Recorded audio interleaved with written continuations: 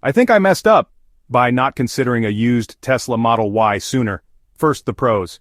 Tesla's reputation for innovation and performance is top-notch. Even a used Model Y boasts impressive features, autopilot, over-the-air updates, and sleek design. Plus, the instant torque and quiet ride make every drive exciting.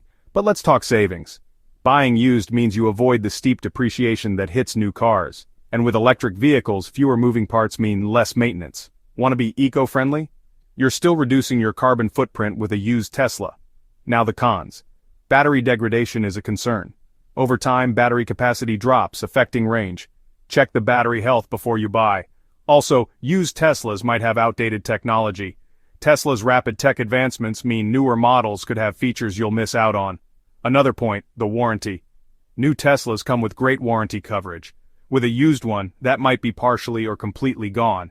Repairs out of pocket can be pricey. So is it smart or risky? If you do your homework, check the battery, consider tech needs, and review warranty, buying a used Tesla Model Y can be a smart move. You get performance, savings, and eco-benefits without the new car price. But if you're wary of potential issues, it might feel risky. Ultimately, weigh the pros and cons to decide.